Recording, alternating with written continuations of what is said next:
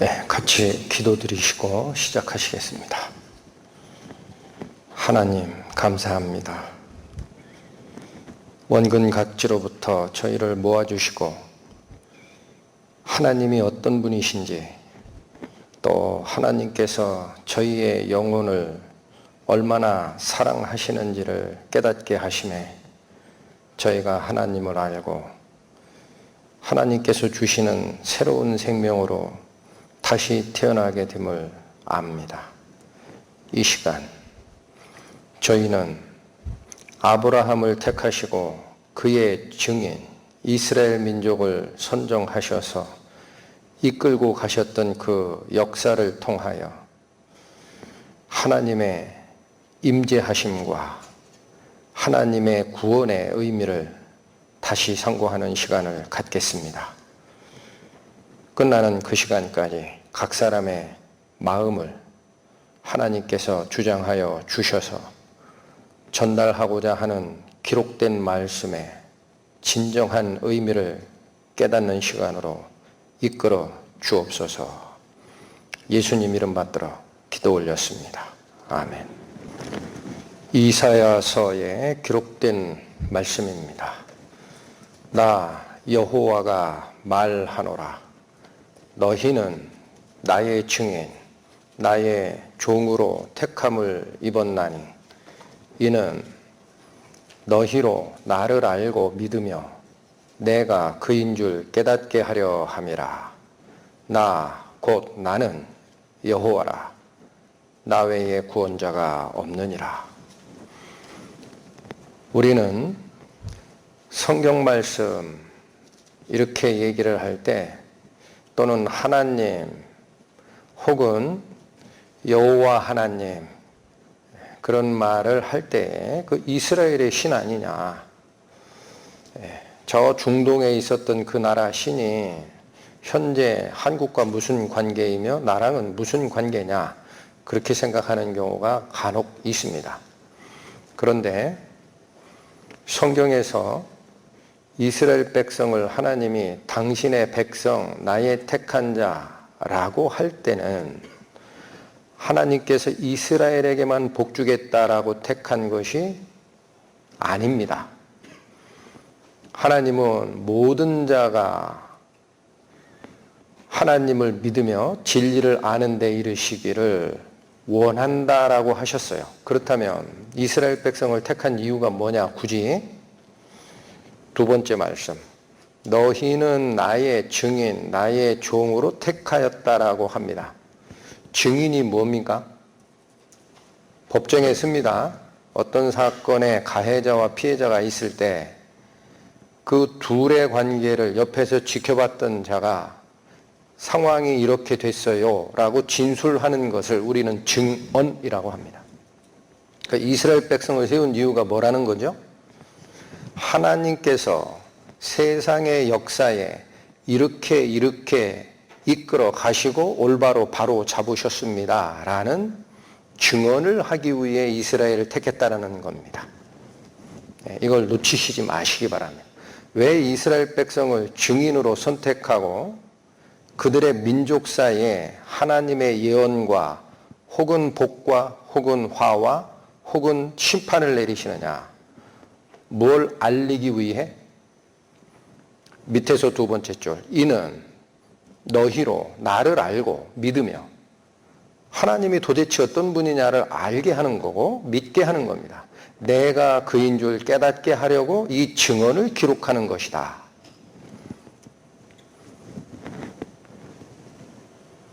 오전 시간에 저희는 아브라함을 부르는 단계까지 봤습니다. 아브라함 당대에도 하나님을 배반하고 음란을 쫓았던 소돔의 심판, 불심판에 대해서 살펴봤습니다. 이 이후에는 아브라함의 손자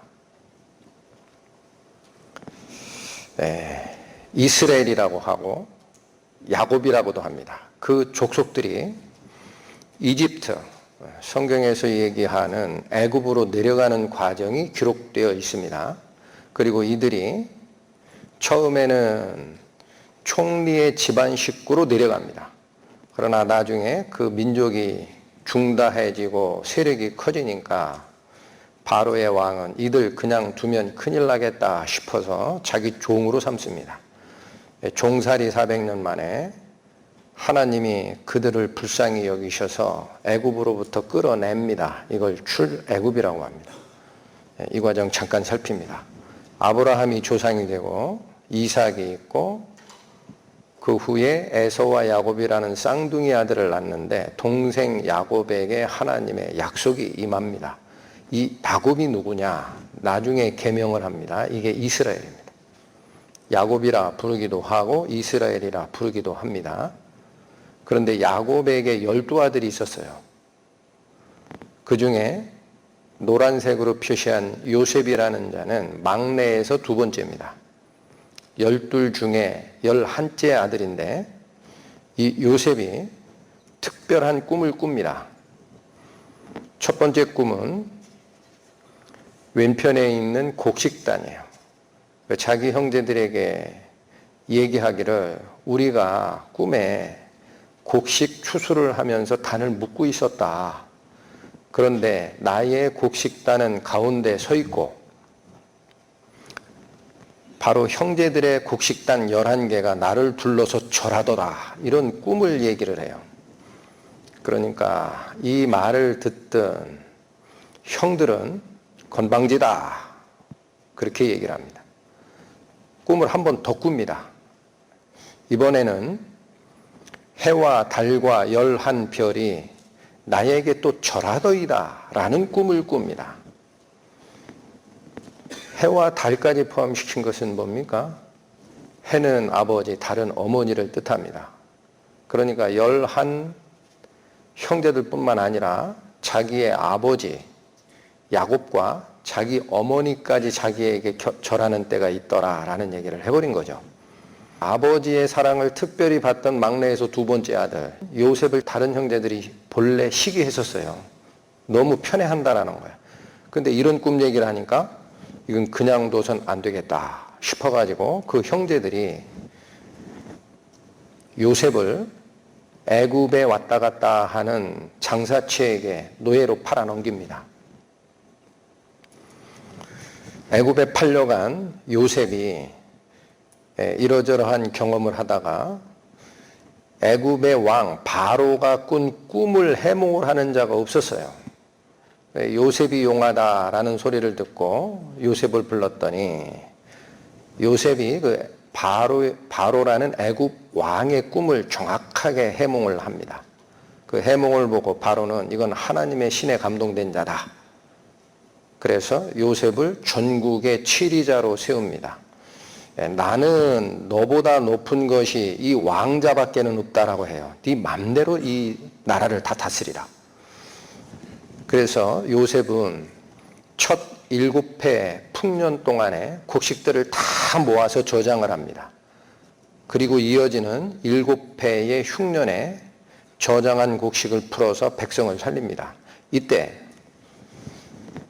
애굽에 팔았던 형제들과 이스라엘, 즉 야곱, 아버지 야곱은 어디 살았었느냐? 그 이스라엘 땅에 살았어요. 거기도 흉년이 되니까 먹을 게 없어가지고 이집트로 식물을 사러 내려갔다가 요셉이 거기 있는 것을 알고 전 식구를 다 불러서 이집트에 거주하게 됩니다. 이게 짤막하지만 왜 가나안 땅, 하나님이 약속한 지금 이스라엘 땅에 거하여야 하는 이스라엘 민족들이 이집트로 내려갔느냐라는 스토리의 개략적 내용입니다. 초기에는 이게 총리 식구들이거든요. 애굽의 입장에서 총리 요셉의 식구들이에요. 그리고 그 요셉 때문에 애굽이 나라 전체가 건짐을 받은 거니까 굉장히 우회좋습니다. 근데 시간이 가니까 이스라엘 백성들이 자녀 낳는 속도가 훨씬 빨랐다 그래요. 그리고 세력이 왕성해지니까 요셉을 총리로 세웠던 바로 왕 말고 그 뒤에 후대의 왕이 보니까 이거 위험하다라는 거죠. 이러다가 나라 뺏기겠다. 그래서 이스라엘 백성을 노예로 삼고 부리게 됩니다. 이 고통이 애굽의 종살이라고 하고 400년간의 이 종살이 끝에 백성들이 울부짖는 소리가 하나님께 상달됐다. 그렇게 기록되어 있고 하나님은 모세라는 자를 선택해서 그 백성을 애굽으로부터 끌어내는 역사가 일어납니다. 살필 것은 성경에 기록된 이 기록이 거짓말이다, 꾸며낸 얘기다 라고들 합니다. 학자들은 증거를 발견한 적 없다 그렇게 얘기를 해요. 그러나 얼마 되지 않은 최근에 고고학적 발굴이 있었습니다. 뭐냐면 비석이죠. 저 비석은 원래는 임호탭, 발음이 조금 이상해요. 임호탭이라고 명명되는 이집트의 아주 옛날에 나라를 구한 자의 기록입니다. 그거 번역하면 오른쪽 영어예요. 그런데 요 왼쪽에 있는 이게 이모탭의 기록입니다. 왼쪽에. 그런데 오른쪽에 있는 것은 요셉의 기록입니다. 이건 성경 출애굽기에 있어요. 이 두 개를 비교해 봤어요. 학자들이. 그랬더니 비문에 기록된 10가지 항목 중에 8가지가 성경과 일치합니다. 2가지 빼고. 1번 바로왕 밑에 2인자였다. 창세기 41장 40절. 110세까지 살다가 죽었다. 창세기 50장 22절. 위대한 건축가였다. 창세기 41장 48절. 7년 동안 많은 곡물을 저장하였다. 창세기 41장 기록 내용. 7년 흉년에 백성을 구제했다. 역시 창세기 41장에 기록되어 있고. 꿈 해몽가였다. 창세기 40장 41장. 5분의 1 소득세 제도를 제정한 자다. 창세기 41장 34절. 온이라는 제사장의 딸과 결혼하였다. 창세기 41장 45절. 여러분, 요셉이 가상의 인물일까요? 어떻게 이렇게 맞아요? 7번과 8번은 성경에는 없어요. 있는데 틀린 게 아니에요. 필요 없으니까 기록하지 않은 겁니다. 출애굽의 역사가 이집트의 역사와 동일하게 증언하고 있다는 거죠. 요셉이라는 자를. 역시 최근에 고고학적 발굴이 있었습니다. 요셉이 거주했다라고 추정되는 장소의 발굴인데 굉장히 자세합니다. 보시겠습니다. Professor Manfred Bitak and his Austrian team have been digging in Egypt's delta for over 30 years at the site of Avaris. Avaris lies directly below the southern sector of the city of Ramesses. These were people who originated from Canaan, Syria, Palestine. House is found in North Syria, the area where Abraham came from. It's exactly the same style of house you'd expect Jacob. Eventually, it's flattened, and on top of it, an Egyptian palace is constructed. There was even a robing room. It obviously belonged to some high official of state who was very, very important to that. Now in the garden behind the palace, the archaeologists found 12 main graves with memorial chapels on top of them. You have 12 had a facade, a portico with 12 pillars. So you got 12 sons, 12 tribes, 12 pillars, and 12 tombs. Interesting. Yeah, is that all coincidence? Now one of these 12 graves was very special because it was a pyramid tomb. This in itself is extraordinary because only pharaohs and queens had pyramid tombs at this time. Yet the person buried in this tomb was not a king, and inside the chapel of the tomb was a statue. What we know from the statue is that this man had red hair. He had pale yellow. Of any other statues of a Semite of this kind in Egypt? There is nothing else like this in the whole of Egyptian history. Really? Nothing at all. Probably twice the size of a normal human, that it's a very important person. Now, of course, this is not a pharaoh's tomb. The hairstyle he has, which we often call the mushroom hairstyle, and then secondly, the weapon he carries over his shoulder called a throw stick, which we would associate with like an Australian boomerang. And then the coloration of the skin. The skin is yellow. All those things indicate that this would have been At the pyramid tomb of Avaris, excavations revealed one other important piece of evidence. The crucial clue for me, which says to me that this man with the multicolored coat is Joseph, is found in the story of Exodus. When Joseph is on his deathbed, he tells his brethren that when they leave, they must take his body with them to the promised land. What matches the story even more incredibly is that pyramid tomb was empty when they... There's a canal or waterway that connects the Nile to the Fayum Basin, which is a large lake area, which has the name Bar Yosef, which means the waterway of Joseph. And this goes back thousands of years, still in use today. And the construction of this water diversion system is dated to the same period as the early settlement at Avaris. The answer in the Bible fits exactly. 어떻습니까? 요셉이 애굽에 내려가 자기의 식구들을 데려다 살다가 애굽 종살이를 400년 했다 그랬습니다. 이 400년의 종살이를 하게 되는 과정, 성경에서 이렇게 기록합니다. 이스라엘 자손은 생육이 중다하고 번식하고 창성하고 심히 강대하여 온 땅에 가득하게 되었더라. 요셉을 알지 못하는 새 왕이 일어나 애굽을 다스리더니 감독들을 그들 위에 세우고 그들에게 무거운 짐을 지워 괴롭게 하여 그들에게 바로를 위하여 국고성 비돔과 라암셋을 건축하게 하니라. 이집트에서 노예 생활하던 그 상황을 그린 벽화입니다. 잘 보시면 노예들이 흙을 이겨가지고 어깨에 메고 가서 벽돌을 굽는 모습이 보입니까? 성경에 기록된 그대로입니다. 나중에 바로가 이 일을 더 어렵게 하죠. 모세가 가서 내 백성 내놔라 하니까 니네들이 시간 많아서 엉뚱한 소리들 하는구나 그렇게 얘기를 하고 저 흙벽돌을 굽는 데 들어가는 집이 있어요. 집, 볏집. 그걸 썰어 넣어야 가로 세로 흙이 굳을 때 금이 안 갑니다. 근데 그 흙벽돌에 넣어야 할 지푸라기를 안 줄 테다. 니들이 광야에 가서 채취에다가 집어넣으라까지 얘기를 합니다. 다시 성경 말씀. 여러 해 후에 애굽 왕은 죽었고 이스라엘 자손은 고역으로 인하여 탄식하며 부르짖으니 그 고역으로 인하여 부르짖는 소리가 하나님께 상달한지라.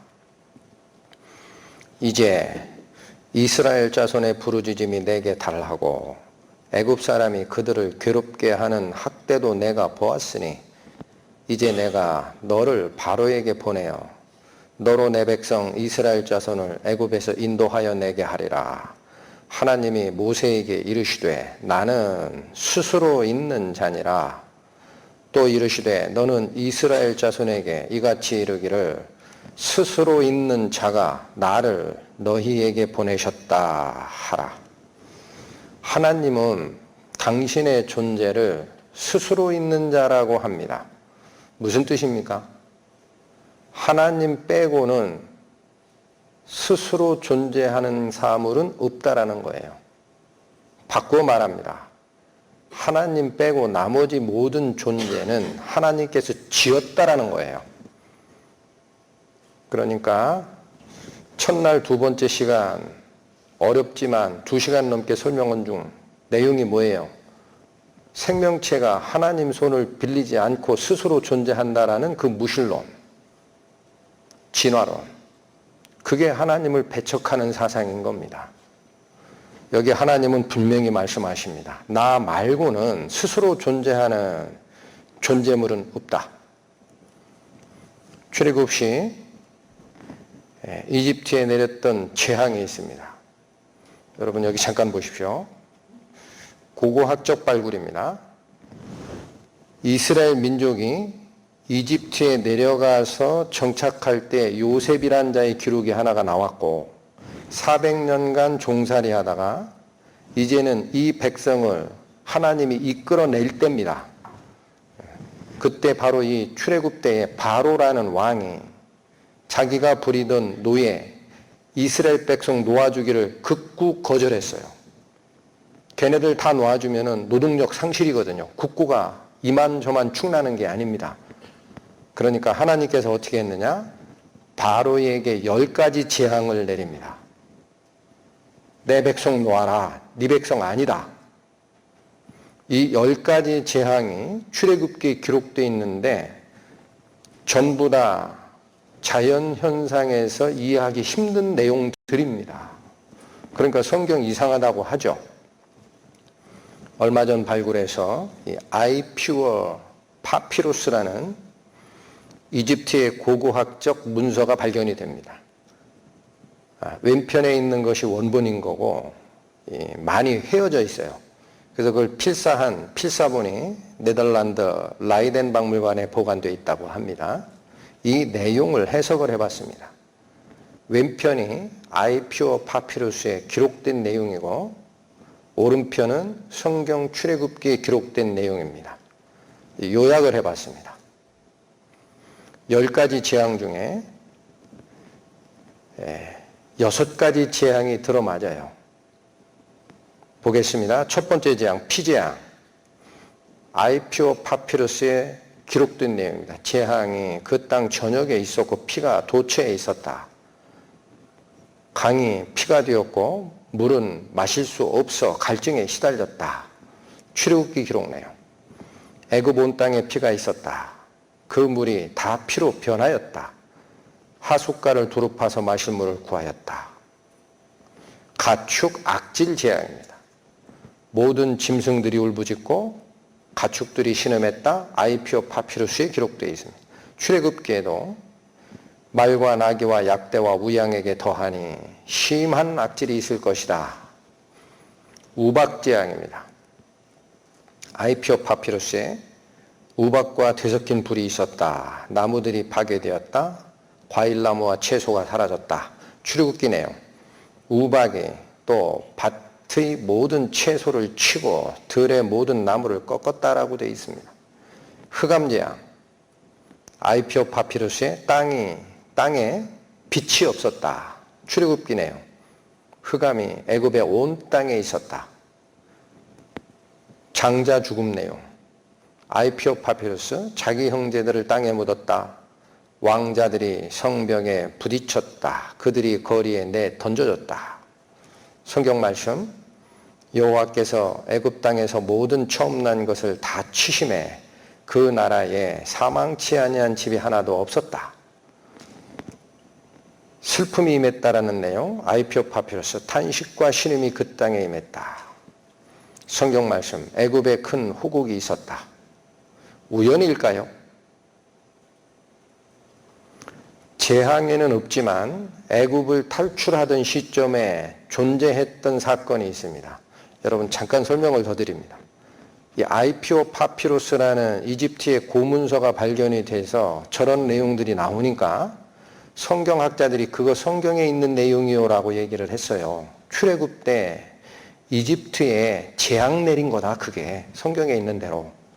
했더니 어떤 여자 학자께서 저거를 반대 증거로 제시를 했습니다.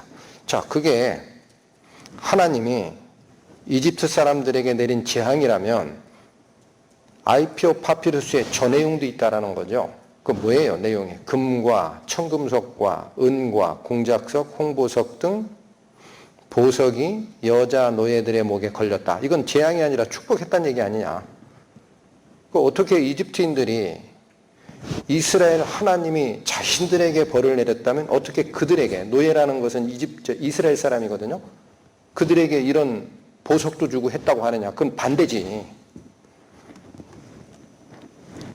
성경을 모르는 일반인의 생각에선 그렇습니다. 이건 재앙 아니지. 서로 축복한 거지. 어떻게 되어 있습니까? 성경에 이스라엘 자손이 모세의 말대로 하여 애굽 사람에게 은, 금, 폐물과 의복을 구하매 그들이 애굽 사람의 물품을 취하였더라. 마지막 10가지 재앙을 다 내리고 하나님은 이스라엘 백성들이 기르던 양떼만 데리고 나오라고 하질 않았어요. 애굽의 모든 보화를 너희에게 주리라 그래요. 그리고 모세에게 명하기를 바로에게 이런 은금폐물을 달라고 하라 그래요. 그러면 줄 거야. 그러니까 장자 죽이는 마지막 재앙에 겁이 덜컥 난 바로 및 그 백성들이 다 줘버렸어요. 빨리 가라, 빨리 떠나라, 제발 우리나라에서. 저주의 민족이다. 줬어요. 그러니까 이게 여자 학자가 저 마지막 사건 때문에 이거는 애굽 사람들이 벌을 받는 사건이 아니다라고 주장했던 건데 실제 성경적으로는 어떻습니까? 더 확실한 증거입니다. 성경 말씀. 너희는 이스라엘 회중에게 고하여 이르라. 이달 열흘에 너희 매인의 어린 양을 취할지니 각 가족대로 그 식구를 위하여 어린 양을 취하되 이달 14일까지 간직하였다가 해질 때에 이스라엘 회중이 그 양을 잡고 그 피로 양을 먹을 집 문 좌우 설주와 인방에 바르고 내가 그 밤에 애굽 땅에 두루 다니며 사람과 짐승을 물온하고 애굽 나라 가운데 처음 난 것을 다 치고 애굽의 모든 신에게 벌을 내리리라. 나는 여호와로라. 내가 애굽 땅을 칠 때에 그 피가 너희의 거하는 집에 있어서 너희를 위하여 표적이 될지라. 내가 피를 볼 때에 너희를 넘어가리니 재앙이 너희에게 내려 멸하지 아니하리라. 어떤 사건입니까? 마지막 장자 죽이는 재앙이 하나님의 입에서 선언이 될 때 하늘의 천사들을 보내서 애굽 땅에 있는 첫 새끼, 사람이 됐든 짐승이 됐든 첫 새끼는 다 죽일 거다 그래요. 그런데 이스라엘 백성도 거기 섞여들잖아요. 그러니까 너희는 죽으면 안 된다라는 거죠. 그 하나님이 어떤 표시를 하라라고 했느냐면 너희는 너희 집에 속에 들어가서 일단 숨어라. 그리고 그 집 문에다가 표시를 하라는 거예요. 어떤 표시냐? 7절 말씀. 양을 잡아 그 피를 문 좌우 설주, 이거 기둥이에요. 좌우 기둥하고 인방, 이 위로 지나가는 버팀목입니다. 이스라엘은 우리나라랑 달라서 그런지 밑에 있는 문 지방은 없었던 것 같아요. 좌우 설주와 인방에 양의 피를 바르라. 그러면 내가 천사를 보내어 사람의 생명이나 짐승의 생명이나 첫 생명을 취할 때에 그 표를 보면은 이건 이스라엘 백성 집이네. 알고 그 집은 건너뛰리라 라는 겁니다. 13절 녹색 표시. 내가 피를 볼 때에 너희를 넘어가리니 이걸 기념하는 것을 뭐라고 합니까? 유월절이라고 합니다. 한자입니다. 넘을유, 넘을월, 넘어간다라는 거예요. 영어로는 pass over. 다 죽지 마. 유독 양의 피로 문 인방과 양 설주에 발려있는 그 집이 딱 보이면 천사는 그 집에 있는 생명은 건드리지 않을 거야. 이게 하나님이 내리신 약속인데 그대로 이루어집니다. 내가 피를 볼 때 너희를 넘어가리니. 그래서 그대로 지킨 이스라엘 백성 중에는 장자가 죽는 곡성이 들리질 않았습니다. 나머지 이집트 사람과 이집트의 동물들의 첫 새끼가 다 죽었습니다. 애굽 종살이에서 출애굽을 한 후에 이제는 하나님께서 그들을 광야로 이끌어서 당신의 법을 주십니다. 이게 10계명입니다.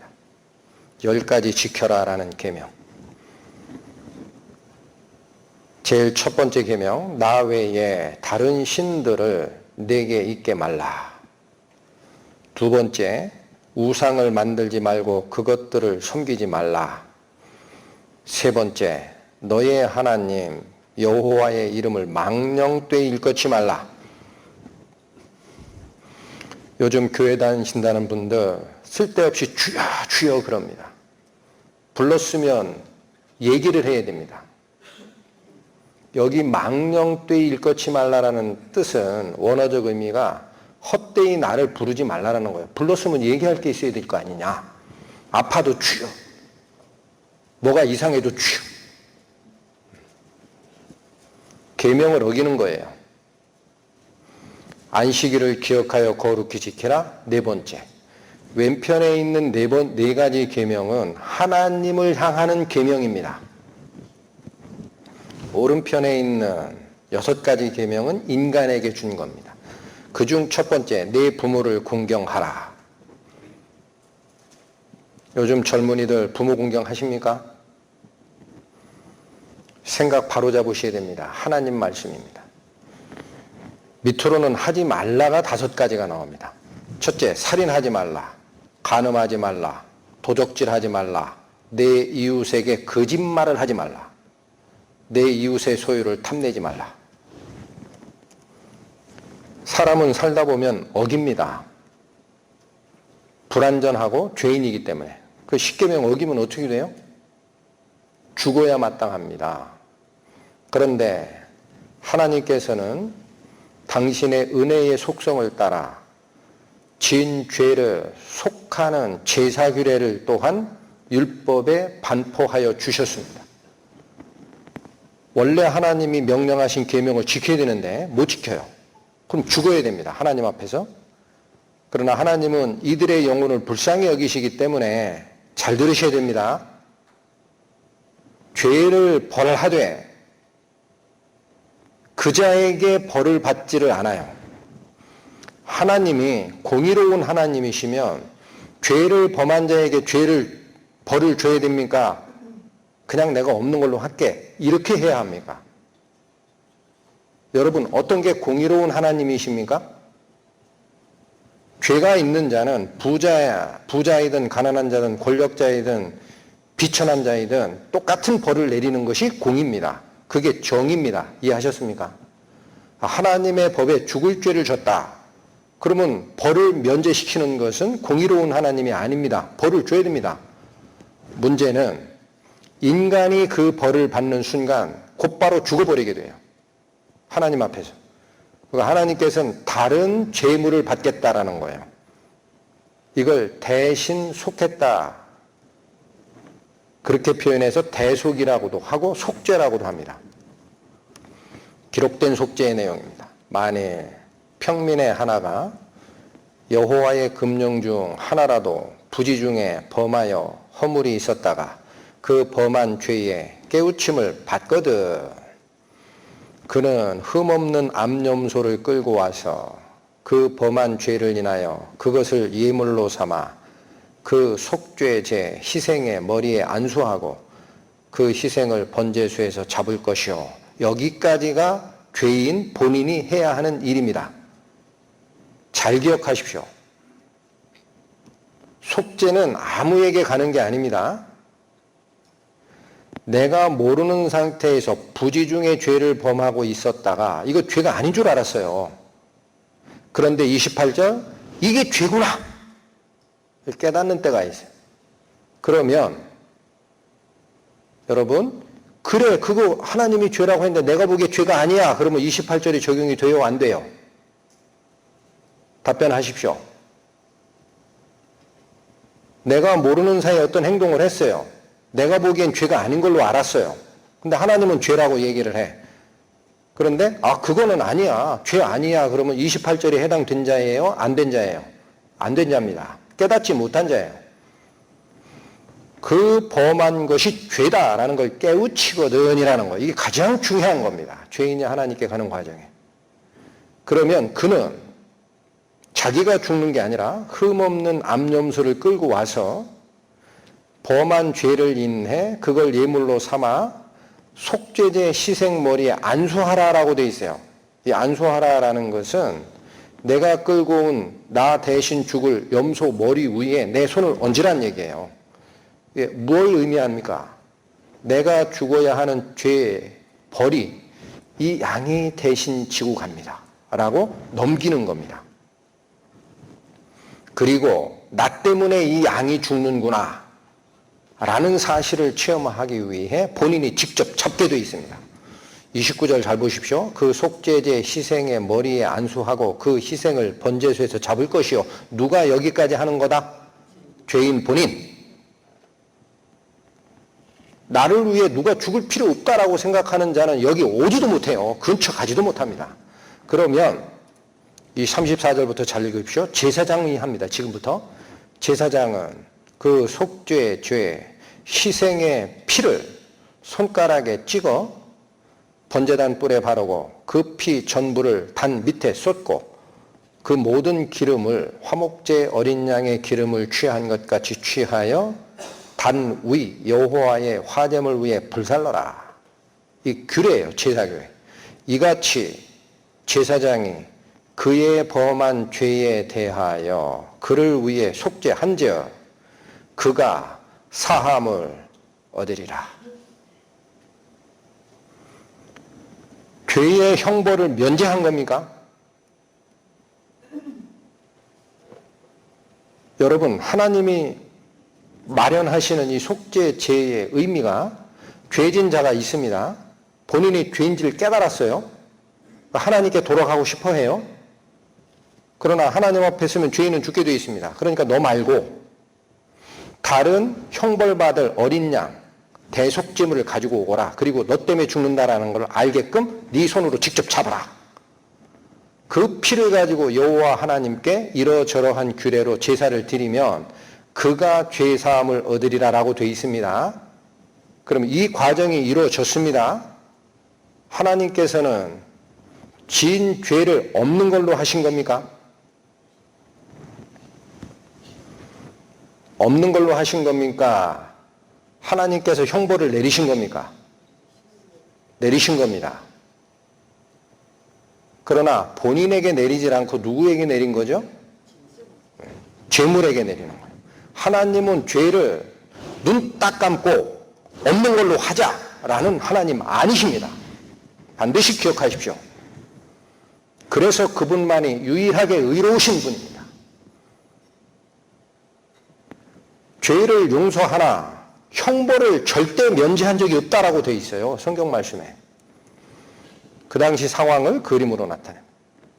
이스라엘 백성들이 거하는 천막의 가장 정중앙에 하나님의 말씀인 십계명 돌판을 기록한 법궤를 저 속에 넣게 되어 있어요. 그리고 천막을 따로 칩니다. 이게 하나님의 성막이다. 그렇게 얘기하고 마당에 계속 연기 올라오는 곳 보이죠? 이게 잡은 희생제의 제물을 태우는 장소. 그 다음에 저 안쪽에 성막 지붕 위에는 지금 무슨 기둥이 올라가 있죠?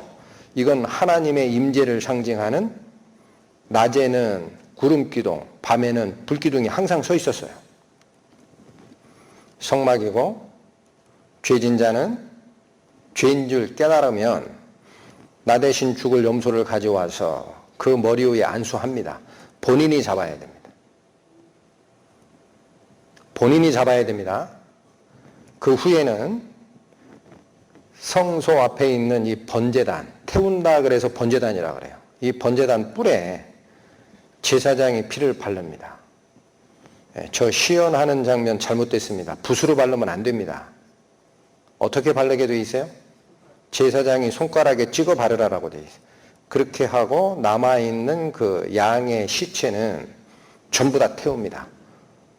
이 과정을 거치면 제사장이 그를 위하여 속죄한즉 그가 사함을 얻으리라. 하나님의 법은 이렇습니다. 너희들이 반드시 지키라 한 계명. 그러나 인간은 불완전하기 때문에 계명을 어길 수밖에 없습니다.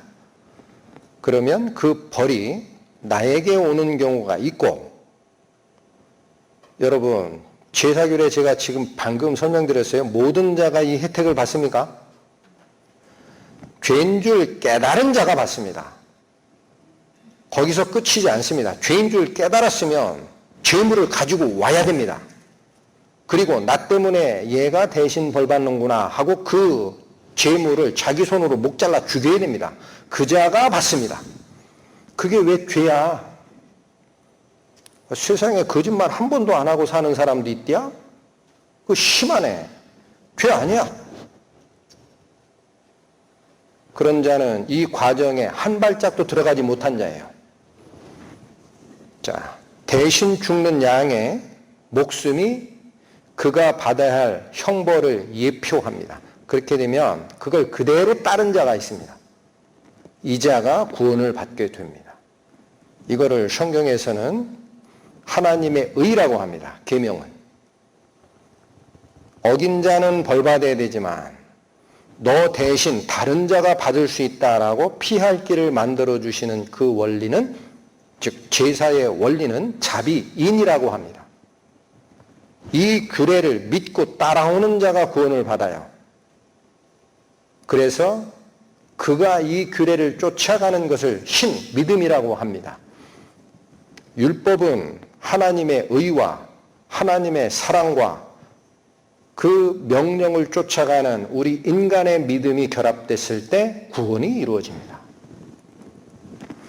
제사장이 그의 범한 죄에 대하여 그를 위하여 속죄한즉 그가 사함을 얻으리라.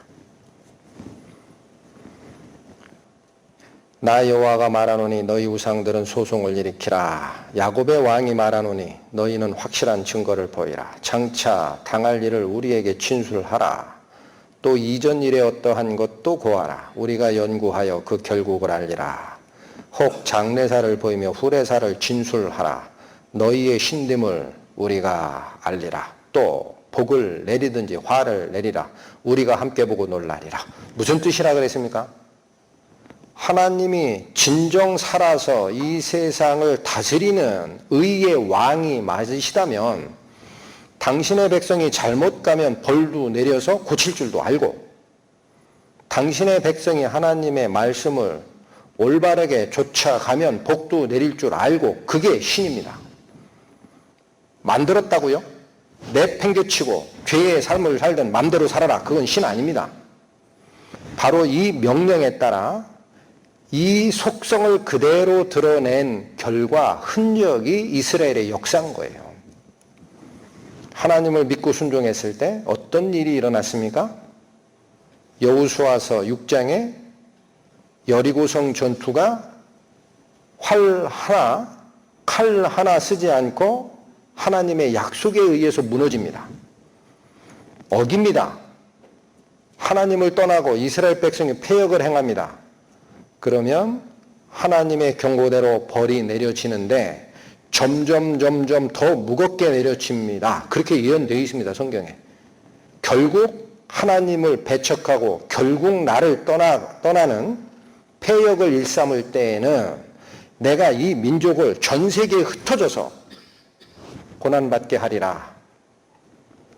이것이 복도 내려보고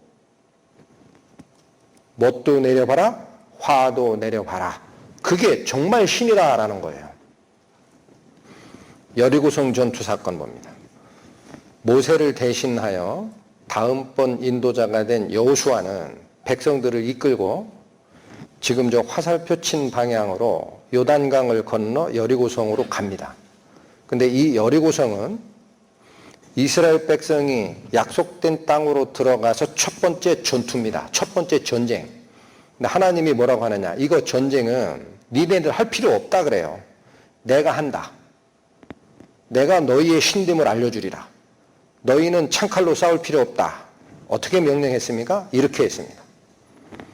너희 모든 군사는 그 성을 둘러 성 주위를 매일 한 번씩 돌되 엿새 동안을 그리하라. 제사장 7은 7 양각 나팔을 잡고 언약궤 앞에 나아갈 것이요 7째 날에는 그 성을 7번 돌며 그 제사장들은 나팔을 불 것이며. 어떻게 하라는 뜻이에요? 너희가 전쟁하는 게 아니라 하나님 내가 하겠다라는 거예요. 그러니까 맨 앞에 뭐를 쥐고 가라? 4절 제사장 7은 7양각 나팔을 잡고 언약궤 앞에서 나아갈 것이요 라는 말이죠. 그러니까 하나님의 말씀을 보관한 십계명 돌판을 담은 언약궤를 제사장들이 쥐고 먼저 갑니다. 그 앞에는 하나님 행차를 예표하는 나팔수들이 서요. 나팔수가 서고 하나님의 언약궤를 맨 제사장들의 행렬이 가고 백성들은 뒤를 졸졸 따라다닙니다. 그렇게 여리고성을 하루에 한 번씩 돌라는 거예요. 한 일은 그것밖에 없어요. 7째 되는 날에는 몇 번 돌라? 7번 돌아라.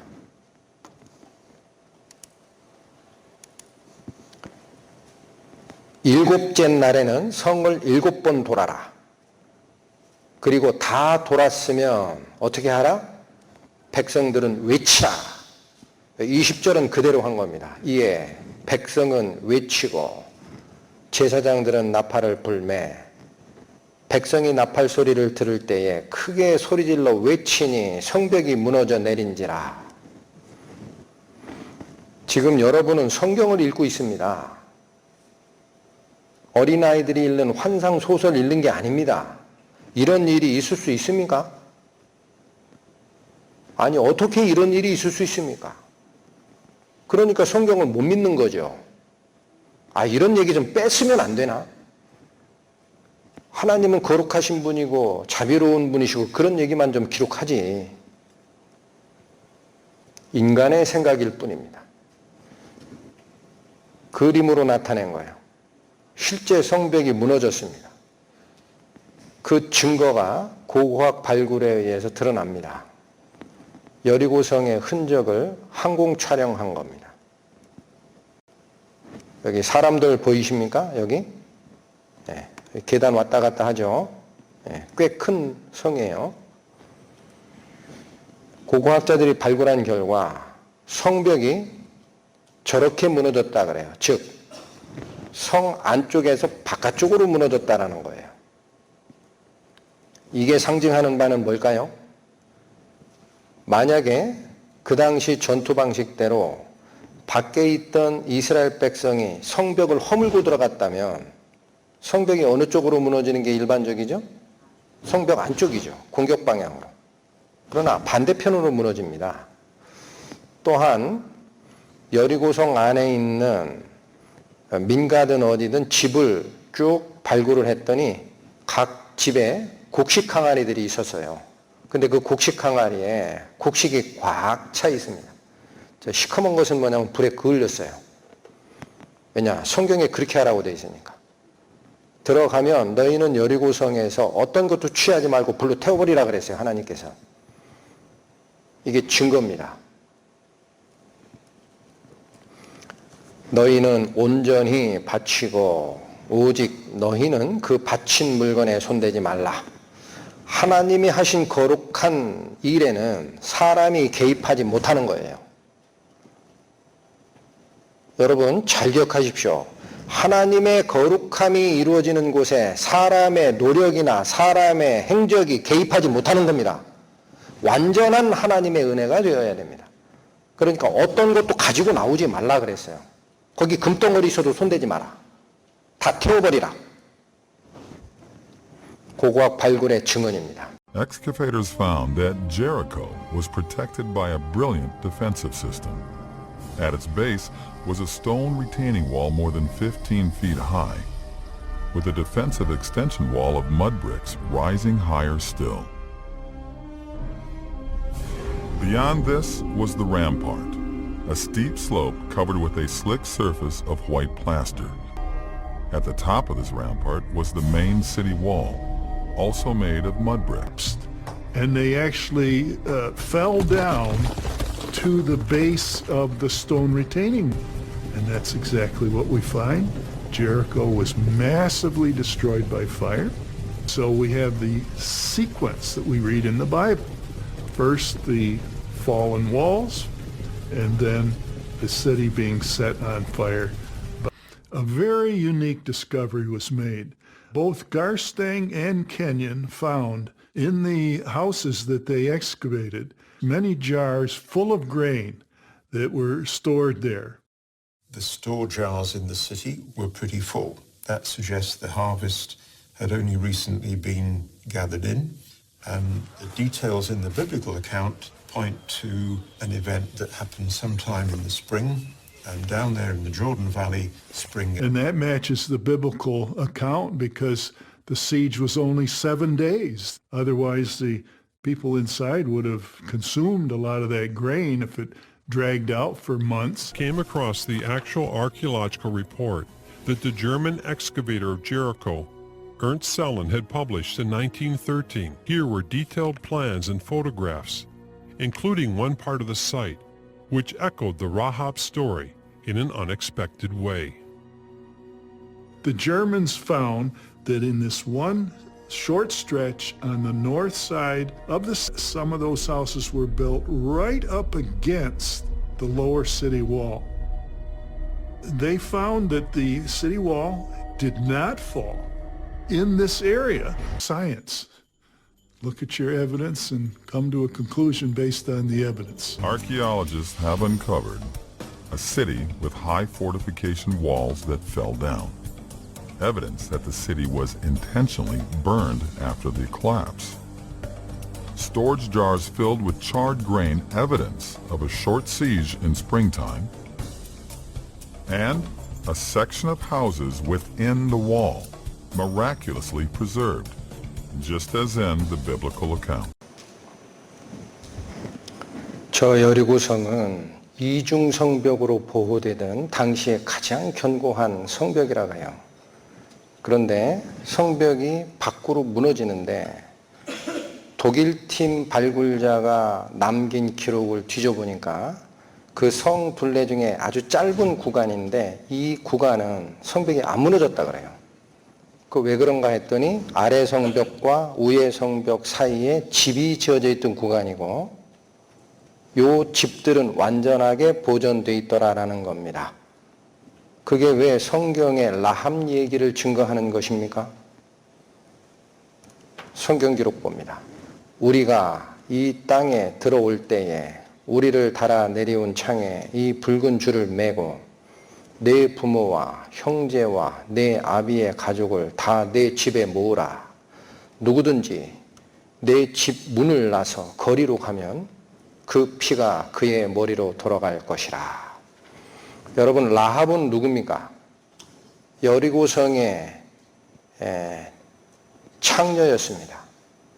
그런데 이스라엘 백성들이 정탐하기 위해서 여리고성에 들어갔을 때 여리고성 백성들이 적의 정탐꾼이 왔다라고 수색하기 시작합니다.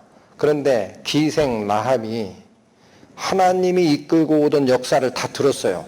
홍해가 갈라지고 건너오고 모든 족속들이 대항하다 하나님 백성 하나님에 의해서 다 멸망하였다더라. 이 말에 다리가 떨리고 간장이 녹았습니다. 이건 하나님이다. 그러니까 이 기생 라합은 이스라엘의 정탐꾼을 살려줬어요. 자기 집에 비밀리 숨겨줬다가 퇴로까지 알려줍니다. 그때 이 정탐꾼, 이스라엘의 정탐꾼이 가면서 뭐라고 하냐면 내가 나를 이렇게 우대하고 하나님을 믿으니 여리고성 전투가 일어날 때 내 집과 너의 가족들의 목숨을 살려주겠다라고 약조합니다. 그리고 이 약속을 주는 거예요. 전쟁이 날 때, 전투가 일어날 때 너희는 내 집을 떠나지 말라라는 거예요. 내 집 속에만 있어라. 만약 집을 나서 거리로 나가면 그 피가 그의 머리로 돌아갈 것이라 죽어도 관계없다. 나 책임 못 져. 그런 얘기예요. 이해하셨습니까? 근데 딱 짧은 구간에만 모든 성벽이 무너졌으나 그 구간만 안 무너진 구간이 있더라. 이게 라합의 집 아니냐라는 거죠. 하나님의 역사입니다. 출애굽에 종살이 끝나 십계명을 주고 다시 시대가 쭉 지나갑니다. 그런데 이스라엘의 이 역사가 진행되면서 인간은 어쩔 수 없습니다. 자꾸 죄를 짓고 하나님을 떠납니다. 그럼 하나님께서는 선지자를 보내서 돌아오라. 너희가 나를 버리고 왜 죄의 길로 가니? 경고를 하시고 경고를 하나 이스라엘 백성들의 죄는 날이면 날마다 커집니다. 마지막 순간에는 하나님의 성전에다 우상을 세워놓고 거기 절하는 문제가 생겼습니다. 이때 하나님께서는 이 백성 그냥 놔서는 회개할 수 없구나 하고 바벨론에게 포로 잡혀가게 하는 최후의 징벌 수단을 실행하십니다. 이후에 70년 만에 포로에서 돌아오게 합니다. 하나님이. 그리고 그리스도를 보내요. 400년쯤 후에. 그런데 이 예수 그리스도를 이스라엘 백성이 하나님의 아들이다 알지를 못해서 다시 십자가에 잡아 죽입니다. 이게 이스라엘에겐 가장 큰 죄입니다. 이스라엘이 그래서 주후 70년에 로마에 의해 완전한 멸망에 처하게 되고 그들은 온 세계에 흩어집니다. 또 복을 내리든지 화를 내리라 우리가 함께 보고 놀라리라 했던 하나님의 이 섭리하심, 하나님이 인류 역사에 개입하심, 다른 말로 하나님의 섭리하심이라고 합니다. 레위기 너희가 나의 규례와 계명을 준행하면 내가 너희 비를 그 시후에 주리니 땅은 그 산물을 내고 밭의 수목은 열매를 맺게 된다. 이 시후라는 것은 기후에 맞는 때라는 뜻이에요.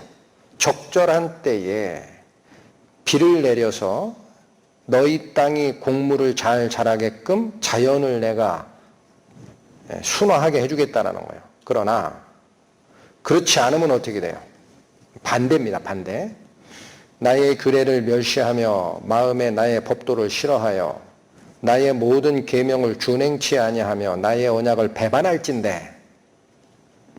16절 내가 너희에게 놀라운 재앙을 내려 생명이 쇠약하게 할 것이요 너희가 그렇게 되어도 내게 청종치 아니하면 너희 죄를 인하여 내가 너희를 7배나 더 징치할지라.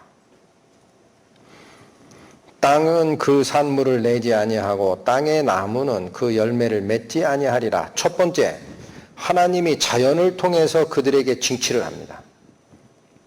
23절 이런 일을 당하여도 너희가 내게로 돌아오지 아니하고 나를 대항할진대 너희를 7배나 더 징치할지라. 벌이 더 가중됩니다. 25절 너희 중에 연병을 보내고 너희를 대적의 손에 붙일 것이며 이건 다른 나라와 전쟁하게 해서 전쟁 중에 죽게 된다는 거죠. 27절 너희가 이같이 될지라도 내게 청종치 아니하고 내가 내게 대항할진대. 계속 하나님의 징벌을 보면서도 돌이킬 줄 모르게 되면 29절 너희가 아들의 고기를 먹을 것이요 딸의 고기를 먹을 것이며 내가 너희를 열방 중에 흩을 것이요 내가 칼을 빼어 너희를 따르게 하리니 너희의 땅이 황무하며 너희의 성읍이 황폐하리라. 하나님의 거룩함, 하나님의 명령을 한 번, 두 번, 세 번, 네 번 거듭 배척하고 무시하고 할 경우 이스라엘 백성들에게 최후에 갈 징벌은 자기 아들 고기, 자기 딸 고기 먹는 현상도 생기고 또한 약속된 땅에서 전 세계로 흩어지게 되고 그들에게 칼이 쫓아간다는 게 무슨 말입니까? 사륙당한다는 거예요. 마지막 불순종이 이겁니다. 포도원 주인이 가로되 어찌할꼬 내 사랑하는 아들을 보내리니 저희가 혹 그는 공경하리라 하였더니 무슨 말씀일까요? 죄악의 길로 자꾸 가는 이스라엘 백성들에게 하나님이 선지자를 시대마다 보냈습니다. 1000년 동안. 돌이키라. 잘못됐다. 왜 의의 길에서 이탈하여 죄로 향하느냐.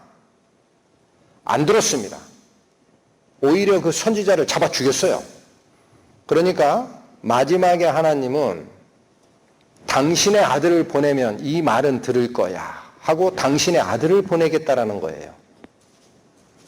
다시 읽습니다. 포도원 주인이 가로되 어찌할꼬 내 사랑하는 아들을 보내리니 저희가 혹 그는 공경하리라 하였더니 농부들이 그를 보고 서로 의논하여 가로되 이는 상속자니 죽이고 그 유업을 우리의 것으로 만들자 하고 포도원 밖에 내쫓아 죽였느니라.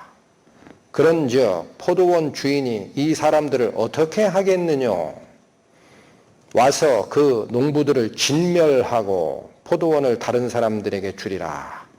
뭘 예언한 예수님 말씀입니까? 이스라엘 민족의 운명입니다. 그렇게 나의 명령을 따르라. 그게 복이니라.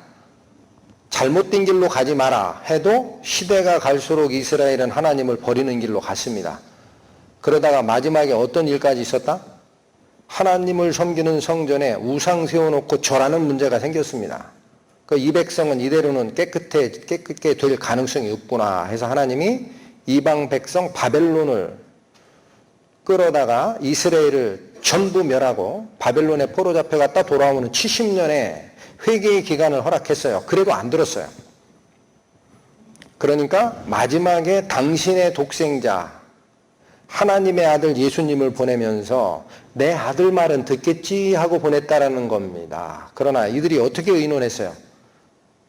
그마저 잡아 죽이자. 이제는 우리 세상을 만들자. 이 포도원 주인 아들 상속자 왔네?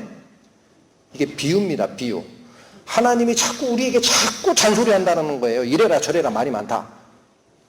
이참에 하나님 아들 죽여버리자.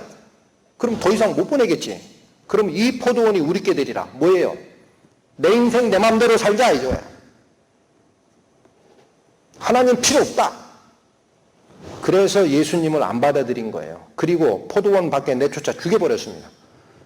그러면 포도원 주인 하나님께서 이스라엘 백성을 어떻게 할 것 같으냐? 어떻게 한다고요? 16절 와서 농부들을 진멸하고 포도원을 다른 사람에게 주리라. 그대로 이루어집니다. 예루살렘 함락에 AD 70년 로마군에 의해서 이루어지는데 110만 명이 학살됐다고 합니다. 십자군 전쟁 중에도 십자군 전쟁이 어떻게 일어나는지 아시죠? 잠깐 설명드립니다. 시간이 없어도. 예루살렘이 AD 70년에 이스라엘 전체가 멸망하고 전 세계로 흩어졌어요. 그 이후에 이슬람이라는 세력이 커져가지고 예루살렘을 이슬람이 지배하는 때가 됐습니다.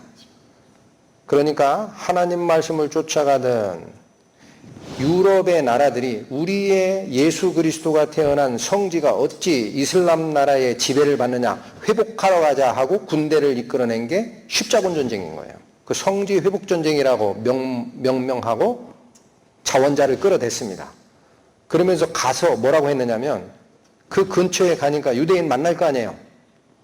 그러니까 이들이 어떻게 생각했어요? 유대인? 예수님을 죽인 자 아니야? 만나는 자마다 유대인을 죽여버립니다. 그게 두 번째 칸의 얘기입니다. 7에서 8만 명을 죽였다 그래요. 예루살렘 성 안에서만. 1243년 독일에서는 유대인을 전부 처형하는 사건이 있었고 1298년 프랑코니아에서는 10만 명을 학살했다고 합니다.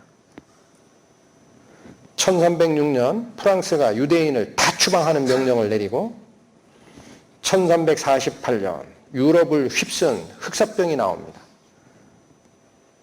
그런데 흑사병의 원인이 뭐라고 소문을 퍼뜨렸느냐? 유대인을 미워해서 그런 거예요. 유대인이 우물에 독약 넣었다라고 소문을 퍼뜨려 버립니다. 그래서 유대인이 이때 100만 명이 학살당합니다. 만나는 족족 죽여버립니다. 그냥 놔서는 안 될 족속이구나 그렇게 생각했어요. 1492년 스페인에서도 유대인을 전부 추방을 했고 1753년쯤 가니까 영국이 이젠 돌아와도 좋다라고 풀어줬어요. 전 세계에 흩어진 유대인 불쌍하다. 이젠 유럽에 돌아와서 살아도 돼. 이 귀화령이 발표된 후에 유럽에 약 1000만 명 가까이 유대인이 다시 살게 됐다고 합니다. 마지막 순간이 옵니다. 1940년 1차 세계대전 때 히틀러가 유대인 멸족시켜야 된다. 이건 땅에 남겨놓으면 안 되는 족속이야 하고 어린 애 할 거 없이 600만을 싸그리 죽입니다. 이스라엘 성이 함락되는 과정인데 그냥 생략하겠습니다. 그 당시 전쟁 상황도입니다. 자, 이때에 같이 살았던 요세푸스라는 유대인 역사가가 있습니다. 그자는 저 성 안에 있었다가 천신만고 끝에 도망 나왔어요. 성 함락되기 전에. 그리고 그 상황을 유대 전쟁사라는 책에 기록했는데 이게 책의 내용이고 일부 부분을 확대하면 이런 일이 있었답니다. 그녀는 너무나 허기진 나머지 배를 채우고 싶은 욕망으로 가득 차게 되었다. 잠깐 부연 설명드립니다. 왜 이런 일이 있었을까요? 로마군이 예루살렘 성을 감쌌습니다. 포위 작전에 들어가요. 그러니까 한 달도 아니고 두 달도 아니고 계속 포위하고 있으니까 성내에 식량이 다 떨어졌어요. 그러니까 먹을 게 없으니까 애 난 바로 전에 애를 낳았던 엄마가 이 얘기를 하는 거예요.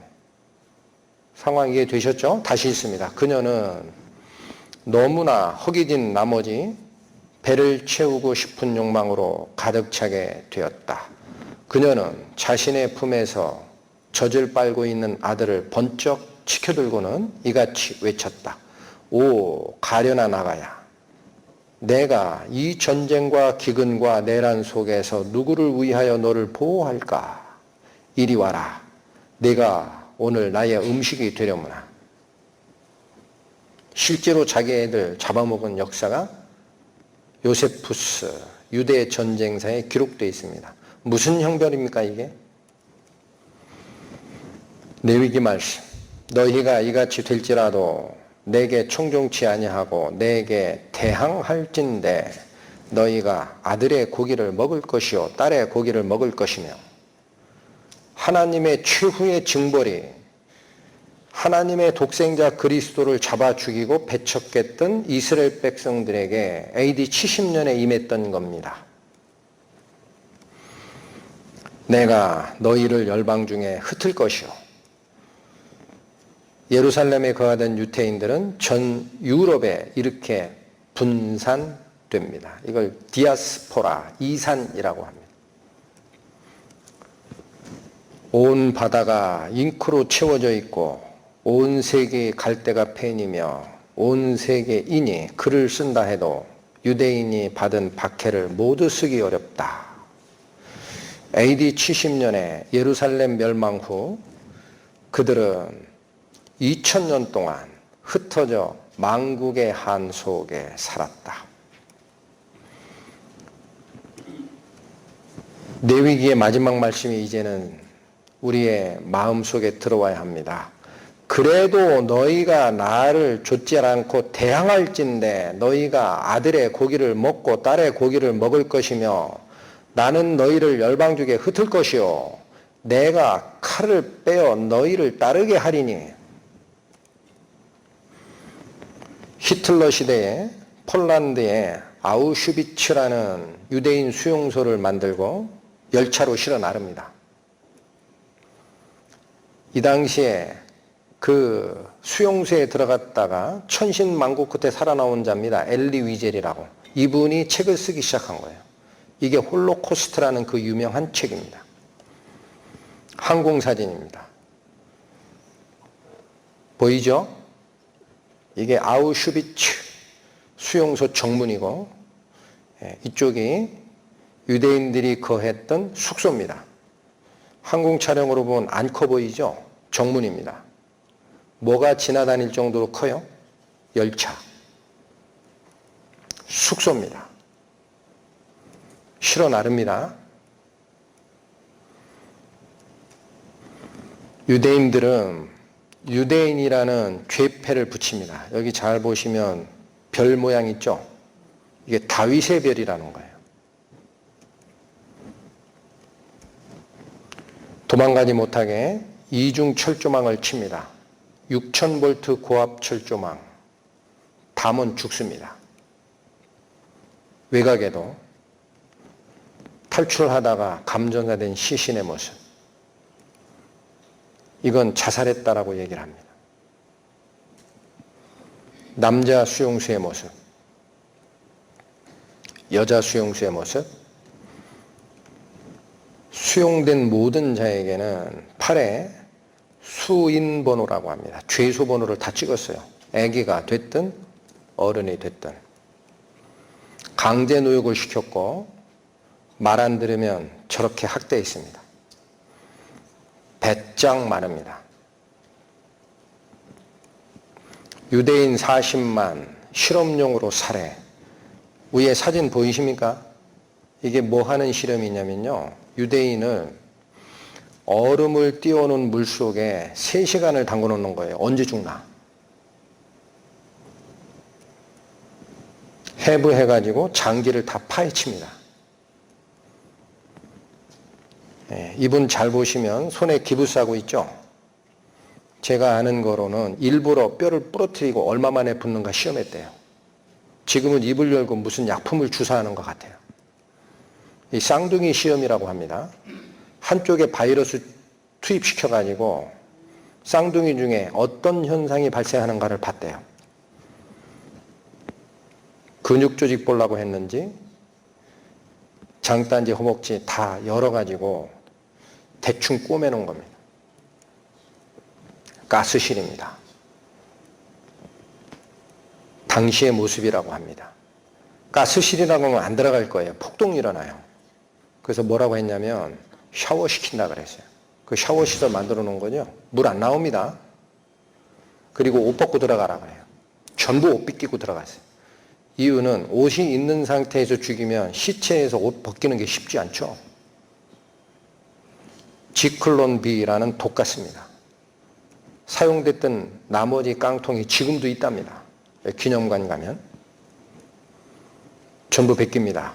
샤워시킨다고 거짓말하고 어른이든 여자든 애기든 노인이든 할 거 없이. 이게 뭘로 보이나요? 가스실 벽에 아직도 남아있는 손톱 자국입니다. 왜 손톱 자국이 났나 봤더니 이 지클론 B라는 독가스는 공기보다 무거워요. 그래서 거기에다가 가스를 주입하면 밑에서부터 차오르거든요.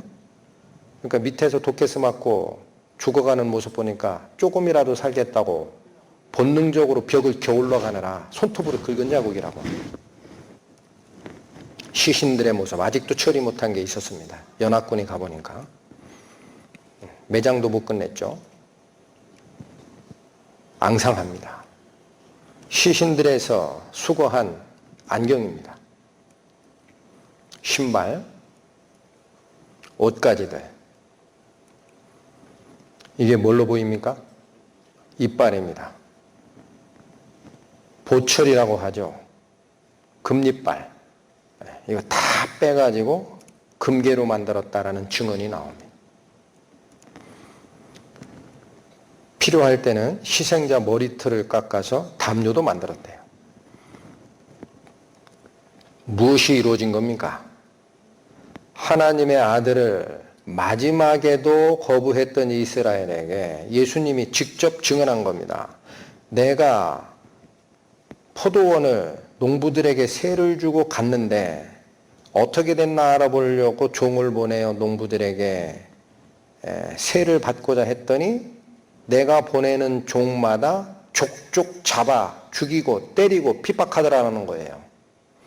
그래서 마지막에는 내 아들을 보내겠다라고 했습니다. 얘들이 내 아들 말은 듣겠지 하고 보냈더니 백성들이 그 농부들이 어떻게 했어요? 이는 상속자이니 죽이고 우리가 포도원을 차지하자. 하나님 귀찮다. 자꾸 이래라 저래라 말 많다 정말. 내 인생 나 혼자 살 거야. 그게 포도원을 내가 장악하리라라는 인간의 생각입니다. 다른 게 아니고. 포도원 주인이 어찌할 것 같으냐. 어떻게 한다 그랬어요? 저들을 진멸하고 포도원을 자른 자에게 넘겨주리라. 이스라엘의 운명이 그대로 쫓아간 겁니다.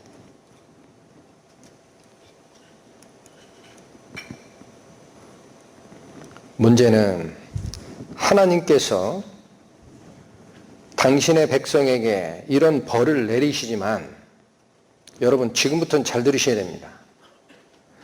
하나님께서 당신의 백성이 멸망하는 것을 원하시는 것이 아닙니다. 돌이키라는 거예요. 돌이키라. 그래서 이렇게 세계로 흩었던 이스라엘 백성은 2000년이 된 후에 약속대로 회복합니다. 약속을 기록한 성경 말씀. 여호와께서 권능으로 내게 임하시고 그 신으로 나를 데리고 가서 골짜기 가운데 두셨는데 거기 뼈가 가득하더라. 그가 내게 이르시되 인자야 이 뼈들이 능히 살겠느냐 하시기로 내가 대답하되 주 여호와여 주께서 하시나이다. 주 여호와께서 이 뼈들에게 말씀하시기를 내가 생기로 너희에게 들어가게 하리니 너희가 살리라. 또 내게 이르시되 인자야 이 뼈들은 이스라엘 온 족속이라. 그들이 이르기를 우리의 뼈들이 말랐고 우리의 소망이 없어졌으니 우리는 다 멸절되었다 하느니라. 그러므로 너는 예언하여 그들에게 이르기를 주 여호와의 말씀에 내 백성들아 내가 너희 무덤을 열고 너희로 거기서 나오게 하고 이스라엘 땅으로 들어가게 하리라. 다 죽은 줄 알았어요. 시도 없이 사라진 줄 알았어요. 이렇게 부활시키겠다라는 거예요. 선지자 에스겔을 데리고 골짜기의 환상을 보여줍니다. 뼈가 가득한 골짜기를 바라보게 합니다. 하나님이 인자야 내가 보기에 이 뼈들이 살 것 같냐? 주여 주께서 아십니다. 내가 이 뼈들로 생기를 들어가게 하여 살아나게 하리라. 이 뼈들은 누구라? 이 뼈들은 누구라? 이스라엘 온 족속이라. 그들은 다 멸절되었다 죽었다 하나. 12절 그러므로 너는 대언하여 그들에게 이르기를 주 여호와의 말씀에 내 백성들아 내가 너희 무덤을 열 거다. 다 죽어있는 무덤 같지만 열 거다. 그리고 너희로 거기서 나오게 하고 이스라엘 땅으로 들어가게 하리라. 하나님이 원하시는 것은 멸망과 징벌이 아닙니다. 최후에는 구하는 것을 원하시는 거예요. 그대로 됩니다. 두려워 말라. 내가 너와 함께하여 네 자손을 동방에서부터 오게 하며 서방에서부터 너를 모을 것이며 내가 북방에게 이르기를 놓으라 남방에게 이르기를 구리하지 말라. 내 눈을 들어 사면을 보라. 무리가 다 모여 내게로 오느니라. 네 아들들은 원방에서 오겠고 네 딸들은 안기워 올 것이라. 저 구름같이 비둘기가 그 보금자리로 날아오는 것 같이 날아오는 자들이 누구냐? 하나님이 어떻게 모으시겠다 그래요? 북방에 가 있어도 끌어내리고 남방에 포로 잡힌 자도 구원하여 올리고 온 사면에서 모으되 멀리서도 모으고 내 딸들을 안전하게 안아서 모으고 구름같이 비둘기처럼 날아서 모을 것이다 라는 거예요. 왜 이 방식밖에 없었을까요? 이스라엘 회복이 일어날 때 전부 다 적성국가 중동 지역이 가로막고 있어요. 그러니까 당신들이 이스라엘 백성이 고국으로 돌아가는 방법은 비행기 타고 가는 거와 배 타고 가는 방법밖에 없습니다. 70년의 예루살렘 멸망으로 이스라엘 백성은 전 세계로 흩어집니다. 하나님의 벌대로 된 겁니다. 근데 1917년부터 다 죽은 줄 알았던 이스라엘의 희망이 보이기 시작합니다. 어떤 사건이 있었느냐? 이게 1차 세계대전 때입니다. 1915년에 영국의 고등판무관인 맥마흔이라는 자는 아랍 국가를 전쟁에 개입시키기 위해 이 전쟁에 너희들의 민병대를 좀 대라 그랬어요. 그러면 전쟁 끝나면 아랍 국가의 독립을 약속하마 이렇게 얘기했습니다. 그런데 2년 뒤 1917년에는 벨푸어라는 영국의 외무장관이 유대인들의 자금력 그리고 유대인 뒤에 있는 미군의 지원을 받기 위해서 전쟁 끝나면 이 팔레스타인 땅을 유대인 너에게 줄 거야 라고 서로 다른 약속을 해야 됩니다. 전쟁이 끝났습니다. 1947년 문제가 생겼어요. 아랍 국가들은 맥마흔의 약속을 가지고 우리 독립을 해달라고 요구를 하고, 이스라엘은 무슨 소리야, 영국의 외무장관이 우리에게 약속한 게 있는데, 이게 서로 엇갈립니다. 그러니까 영국이 뒤로 빠집니다. 난 못하겠다, 이거 해결 못하겠다. 그거 유엔에 넘겨요. 유엔에서 해결해. 난 모르겠는데. 그런데 1947년 11월 29일 날 유엔은 일부 팔레스타인 지역을 이스라엘이 점유해도 좋다라고 결의를 해버려요. 그 무시할 수 없으니까. 일부예요, 일부. 1948년 5월 14일 날 이스라엘 사람들은 벤구리온을 수상으로 선정을 하고 텔아비브에 모여서 이스라엘 독립국가 창설을 선언해버립니다. 불과 몇 달 안 됐죠. 11월 29일인데 5월 14일이면 6개월도 안 됐죠. 전 세계에서 모여든 겁니다. 가서 우리 땅 차지하자. 그리고 독립선언한 거예요. 이틀 뒤입니다. 1948년 5월 16일. 아랍 국가들이 가만히 있어요? 독립선언한 거 보고 전쟁한 거예요. 이게 1차 중동 전쟁입니다. 주변에 있는 아랍 국가는 무기가 다 있었어요. 군대 조직이 있었어요. 급하게 국가 창설을 선언했던 이스라엘 백성은 전 세계에서 오느라 바빴지 군대가 없었대요, 이때. 그래서 이 전쟁 천신만고 끝에 막아냅니다. 미군이 개입해가지고. 두 번째 전쟁이 일어납니다. 1956년 수에즈 운하 운영권 때문에 영국이, 여러분 수에즈 운하가 어느 나라에 있어요? 이집트에 있죠. 그런데 그 수에즈 운하의 운영권이 영국이 관할을 했거든요. 근데 이집트가 마음을 바꾸는 거예요. 왜 바꿨을까요? 왜 바꿨을까요? 고등판무관 맥마흔이 약속한 거 안 지키잖아요. 전쟁 끝나면 팔레스타인 나라 만들어줄게 했는데 안 지키죠. 그러니까 그 당시 아랍 연합군의 제일 맹주가 이집트거든요. 그러니까 야, 영국 빼. 너 수에즈 운하 통과 못해. 이런 식으로 자꾸 나오는 겁니다. 약속 어겼잖아. 그러니까 영국은 이스라엘을 꼬드겼어요. 야, 가만 놔두면 우리 배만 통과 못하는 게 아니라 너희도 문제가 생기고 이게 나중에 커진다. 종기가. 조금만 있을 때 다 잡아내야 돼. 해서 전쟁하라고 합니다. 이게 2차 중동 전쟁. 이깁니다. 중요한 것은 3차 중동전입니다. 맨 밑에서 두 번째입니다. 1967년에 이것은 이스라엘이 독립적으로 전쟁을 해요. 왜 그러나 봤더니 이젠 안 되겠다 싶었는지 PLO 들어보셨습니까? 팔레스타인 해방기구라는 것을 연합해서 만들고 독립국가를 추진하는 모습이 보였어요. 그러니까 이거는 처음부터 뿌리를 뽑아야 된다라고 생각한 이스라엘이 선제 공격을 합니다. 그게 3차 중동 전쟁이라고 하고 며칠 만에 끝납니까? 딱 6일에 끝납니다. 6일 전쟁의 내용을 잠깐 봅니다. 지도입니다. 거기 밝게 표시된 노란색 바탕 보이시죠? 네, 이게 6일 전쟁 전에 이스라엘의 영토입니다. 그런데 이 두 부분, 약간 어두운 노란색 이 부분을 6일 동안에 뺏어버립니다. 이스라엘이. 전세는 이쪽은 이스라엘, 저쪽은 이집트, 시리아, 요르단, 이라크가 직접 전쟁에 개입을 하고 주변 9개 아랍 국가가 재정 지원을 합니다. 군사력. 대충 이집트가, 즉 아랍 연합이 이스라엘의 4배 군사력을 가지고 있다. 그렇게 평가를 합니다.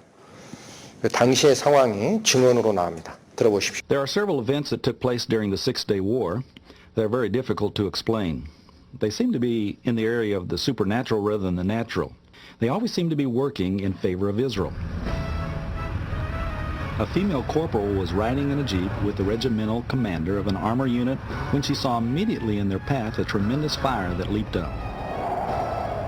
The commander could see nothing, and the girl, thinking his sand goggles were covered with dust, yelled to him to swerve aside. He was convinced of danger because he knew the girl well enough to trust her judgment, though he couldn't see anything in their path. Still, he swung away into another opening that appeared between the sand dunes. The column of vehicles behind them followed. Only one Jeep continued on the original path. All of a sudden, there was a terrific explosion in fire. The Jeep that had stayed on the road had driven straight into an Egyptian minefield. Is this just a fortuitous example of the desert sand playing tricks on someone's eyes? Or did the corporal actually see a vision that warned her of the danger ahead? More importantly, why was this war filled with so many examples of unexplained events that worked in Israel's favor? Another great miracle happened in Sinai when an Israeli soldier which lost his unit was alone in the area, suddenly saw a unit of Egyptians, military unit of thousands of Egyptians. And suddenly when they saw him, they lifted their hands up. They walked to him, ready that he would take them to captivity. He was surprised. He did not believe what he saw in his eyes, but he did it. He took them to captivity. They walked after him, and he walked to the main unit that he lost. When he came to his unit, the unit was shocked. They rubbed their eyes. They didn't believe. One Israeli soldier is leading after him thousands of Egyptian soldiers with their hands up, ready to go to captivity. So they took them to captivity and immediately made a research with the Egyptian officers. What happened here? How you gave up for one Israeli soldier? And they answered he was not alone. Together with him were thousands of angels, each one of them with a gun in his hands, ready to shoot us. And they said, we are ready to fight against Israeli soldiers. We are not ready to fight against the angels of God. When you compare the two armies and see the size of the number of soldiers as well as the buildup of machinery, you know that it couldn't have possibly happened without some outside help. Well, if we look into the scripture, we find that Elisha also was surrounded by the enemy at one time. His servant said, what are we going to do? He said, Lord, open up his eyes. Suddenly his eyes were opened up to supernatural beings. And the same is true in this war as well. The story goes that the Egyptians were coming up onto the southern border of Israel when a hand actually came out of the sky. And as a result, they were fearful and they fled. And that was a story that has come out from the Egyptians, who said there was something that happened supernaturally. All these stories is not mystical stories for books. This is a reality in the life of Israel. That's what makes our next story all the more mysterious. Since 1948, Jerusalem, the center of the Jewish faith and holy to Christianity and Islam, has been a divided city. On June 5th, 6th and 7th, there had been fierce fighting all around the eastern flank of the old city. But on the morning of June the 7th, the third day of the war, the Jordanian guns fell silent. It tells us that on the fourth day, some kind of an airy calm came over the city. At the beginning, he thought that it was some kind of a trap. But the scouts told him that the city was in fact empty. The Jordanian army had left the night before, leaving all the equipment behind. And without even shooting one bullet, the Israelis were able to enter into the city, taking the Temple Mount and reaching the Western Wall. Not all Israeli soldiers believed this. Some had little or no religious conviction in their hearts. But even the unbelievers realized something significant had happened. The most important factor of the Six-Day War was the fact that Jerusalem was united. The fact that Israel regained much of the Promised Land as a result of the Six-Day War is significant, especially in terms of the fulfillment of ancient Bible prophecies. These writings tell us that the Jews would be scattered throughout the world on 3 separate occasions. They also predicted that each time the Jews would return to Jerusalem. Well, 2 of the 3 returns came to pass in biblical times, but it's the third occasion that's most significant, and that began with Israel's reclaiming of Jerusalem in the Six-Day War. Many Bible scholars believe that when the Israelis rolled into Jerusalem on June the 11th, it marked the beginning of the end times on earth. Now, in Bible prophecy, the end times refers to a period of cataclysmic natural disasters, famine, and war that would precede the end of the world. These events will lead up to one final conflict, one horrific battle, Armageddon. 여러분, 증언의 핵심 이해하시겠습니까? 4대1로 분리한 이스라엘이 단 6일 만에 아랍 연합군을 격파하는 과정에 천사가 나타났다는 겁니다. 아랍, 특히 이집트는 1차, 2차 중동전을 치러본 나라예요. 그 역사를 쫓아가 보면은 소련제 탱크와 무기와 미사일로 완벽하게 무장되어 있었다고 합니다. 누가? 이집트 군대가. 그래서 이집트 육군이 이집트에서 시나이 반도에서 이스라엘의 남쪽 국경으로 진격을 하다가 하늘에 손이 나타난 걸 보고 깜짝 놀라서 무기 버리고 다 도망갔다는 거예요. 증언 내용들이. 이게 왜 이렇게 일어날까요? 하나님께서 개입하는 겁니다. 성경에 엘리사 선지자 때도 그런 일이 있었습니다. 엘리사 잡으려고 아람 왕이 군대를 파견했습니다. 그랬더니 이 포이딘 성 안에서 엘리사의 종이 있어요. 사환이 큰일 났다는 거예요. 선지자, 선생님 큰일 났습니다. 우리 죽게 생겼어요. 그러니까 엘리사가 뭐라고 그래요? 안심하라. 우리 쪽이 저들보다 수가 많다. 이게 뭔 소린가 그랬죠? 하나님께 기도합니다. 엘리사 선지자가. 하나님, 이 종의 눈을 열어 보게 하소서 하니까 종의 눈이 딱 열리면서 엘리사를 돕기 위해 포진하고 있는 천사의 무리를 봤다 그래요. 그런 현상이 일어나는 겁니다. 이스라엘 독립 후에도 본국으로 계속적으로 돌아옵니다. 이사야 말씀, 북방에 이르기를 놓으라. 이스라엘의 정북방으로 올라가면 어디 쪽입니까? 이게 소련 쪽입니다. 지금은 러시아죠. 바켓 속에 소련 유대인, 오른쪽부터 읽으십시오. 길어가지고 잘라붙인 거예요. 바켓 속에 소련 유대인 320만 명 귀향 염원하고 있다. 그러니까 유대인들이 세계에 이산됐는데 나라별로는 소련 쪽에 가 있는 유대인이 굉장히 많았다고 합니다. 근데 소련이 놔줍니까? 이집트가 노예로 부리던 이스라엘 민족 모세가 끌어내라 하니까 바로가 놔줬어요? 안 놔줬어요? 안 놔줬어요. 여기 마찬가지예요. 이스라엘 백성들의 손재주나 뭐가 많아요.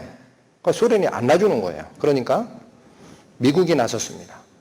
대소 최혜국 법안을 통과시켰다. 옆에 유대인 자유이민 보장 조건부로 했습니다. 이게 누가 한 조치예요? 미국이. 그러니까 미국이 외교전으로 도와줍니다. 소련에게 우리 무비자 입국 이런 거 들어보셨죠? 그러니까 제일 혜택을 많이 주는 최혜국으로 내가 러시아를 외교상 바꿔주겠다라는 거예요. 미국이. 그 혜택 줄 테니까 니네들이 가지고 잡아두고 있는 유대인 있잖아. 걔네들이 원하면 놔줘라 라는 거예요. 소련 유대인 40만 출국 허용합니다. 남방에게 이르기를 구려하지 마. 저 소련 유대인들은 거의 다 내려왔습니다. 지금. 다시 봅니다. 남방에게 이르기를 구려하지 말라. 남방은 이스라엘로 보면 어디 쪽이에요? 밑에 쪽이죠. 여기가 이디오피아 지역입니다. 모세작전이라는 게 있었습니다. 그러니까 내용이 이겁니다. 이디오피아라는 그 지역은 그냥 쉽게 말씀드리겠습니다. 솔로몬 성전을 짓고 했을 때 시바의 여왕이 예배하러 올라왔다가 내려가죠. 기억하시죠? 그래서 그 이집트 지역, 이디오피아 지역은 유대인과 교류가 굉장히 많았어요. 그래서 베타 이스라엘이라고 표현합니다. 그러니까 순혈 유대인은 아니지만 혼혈적 유대인이 이디오피아에 많았습니다. 근데 거기에 기근이 든 거예요. 굶어 죽게 생겼어요. 그러니까 본국 이스라엘에서 도와줍니다. 어떻게 하느냐? 방법이 없으니 일단 걸어서 어디까지 나오라 그래요. 그리고 거기다 내가 비행기 보낼게 해가지고 12,000명을 공중 수송한 사건을 모세 작전이라고 합니다. 조금 더 있다가 다시 이디오피아에 또 문제가 생겼죠. 자, 여긴 언제 생긴 거죠? 85년에 이 사건이. 근데 91년쯤에 또 사건이 생겨요.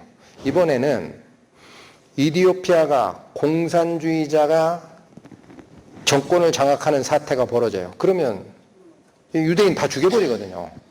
그러니까 이젠 정부가 뭐라고 했냐면 목숨값을 협상합니다. 야, 1인당 얼마 할 거야. 내 돈 줄게. 죽이지 마라. 그러니까 이 정부가 뭐라고 했냐면 그러면 앞으로 며칠 내에 다 나가라. 그래요. 시한이 제가 기억이 안 납니다. 10일도 안 줬어요. 며칠 내에 다 나가라. 남아있으면 싹 죽인다 그랬어요. 그러니까 급한 이스라엘은 항공기 동원해가지고 14,000명을 공수합니다. 얼마나 급했는지 지금 저 비행기 기내의 사진입니다. 좌석 다 뗐어요. 의자 다 철거합니다. 그리고 보냅니다. 전부 실어라 이거요. 그래서 이게 제가 기억이 지금 안 납니다. 하여튼 정원에 3배까지 실었대요. 그걸 뜨는 거예요, 그냥. 이렇게 실어 나릅니다. 1948년 이스라엘 독립 때도 배로 가는 사람 빼고 740대의 비행기를 이용해서 이스라엘로 공수돼서 갔다고 그래요. 그런데 모세 작전, 솔로몬 작전 때도 비행기로 공수를 합니다. 무슨 말씀이 떠오릅니까? 이사야에서 말씀. 내 눈을 들어 사면을 보라. 무리가 다 모여 내게로 오느니라. 내 아들들은 원방에서 오겠고 내 딸들은 안기워 올 것이라. 저 구름같이 비둘기가 그 보금자리로 날아오는 것 같이 날아오는 자가 누구냐. 이 말씀 기록하는 이사야 시대에는 비행기가 없었어요. 날아간다라는 표현이 적용될 만한 교통수단이 없었습니다. 황무한 땅이 농사짓는 땅이 된다 예언되어 있습니다. 에스겔서 말씀. 전에 지나가는 자의 눈에 황무하게 보이던 그 황무한 땅이 장차 기경이 될지라. 저 기경이라는 것은 밭 깔고 농사가 시작된다라는 얘기입니다. 누구냐면요. 사진 속의 인물은 마크 트웨인이라는 작가인데 톰 소여의 모험 들어보셨죠? 그 저자입니다. 근데 그분이 왼편에 있는 책을 써요. 뭐냐면 The Innocents Abroad라는 책을 쓰는데 저 책 속에서 증언은 말입니다.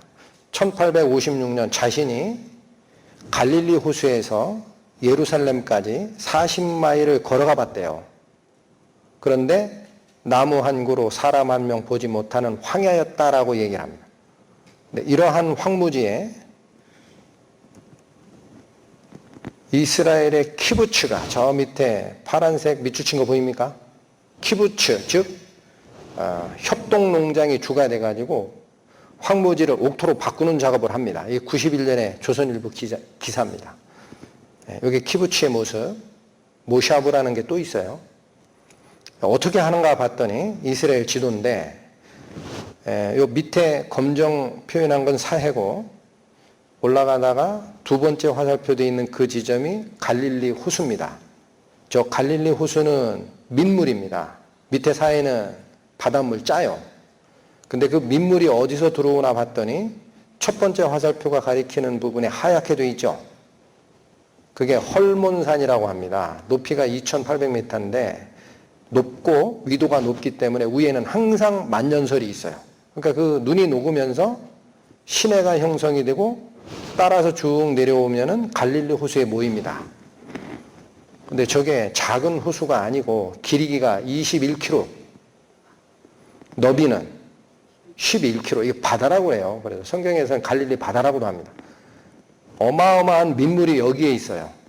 그래서 이 민물을 가지고 여러분 스프링클러라고 들어보셨죠? 그러니까 이 물을 끌어옵니다. 그래서 사막이 돼 있는 이스라엘 전 땅에 물을 공급합니다. 지금 저 사진은 뭐냐면 그 갈릴리 호수를 두고 일부가 아랍 국가가 국경을 맞대고 있어요. 근데 왼편은 나무도 있고 집도 보이죠? 오른편은 민둥산이죠? 그거 왜 그래요? 기후가 달라요? 여기가? 왼편이 이스라엘 땅입니다. 인위적으로 개간하고 농사짓는 땅을 만들어내는 거죠. 이런 식으로. 스프링클러 장치해서 갈릴리 호수물을 공급한 후에 농사집니다. 포도 굉장히 탐스럽죠. 여기는 하이파라는 이스라엘의 해안 도시인데 이 정도면 뭐 낙원 같지 않습니까? 어떻게 만든 거다? 약속대로 전에 지나가는 자의 눈에 황무하던 그 땅이 장차 기경이 될지라 농사짓는 땅이 될 것이다. 하나님의 약속, 한 톨, 한 말씀 어그러지지 않고 다 죽었던 것 같은 이스라엘 백성, 내가 무덤을 열고 너희를 그 안에서 끌어내어 너희의 땅으로 다시 돌아가게 하리라. 이스라엘의 2000년의 방황 후 독립하는 이 역사는 모든 역사가들이 얘기를 합니다. 기적이라 합니다. 생각할 수 없는 일이 일어났다 그래요. 신명기 말씀. 이 모든 일이 내게 임하여 환난을 당하다가 끝날에 내가 네 하나님 여호와께로 돌아와서 그의 말씀을 청종하리니 네 하나님 여호와는 자비하신 하나님이시니라. 그가 너를 버리지 아니하시며 너를 멸하지 아니하시며 네 조상들에게 맹세하신 언약을 잊지 아니하시리라. 무화과 나무의 비유를 배우라.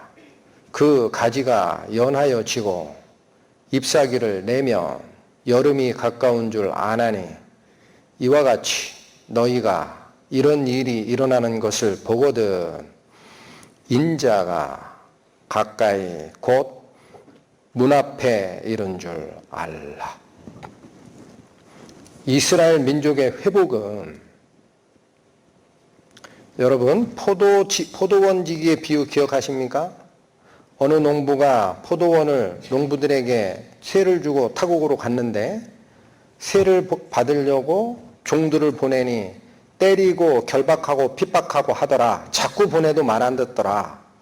마지막에 내 아들을 보내겠다. 이 말은 듣겠지 했더니 농부들이 그 아들을 보고 이는 상속자니 죽여버리고 우리가 포도원을 차지하자 하고 포도원 밖에 내쳐 죽였느니라.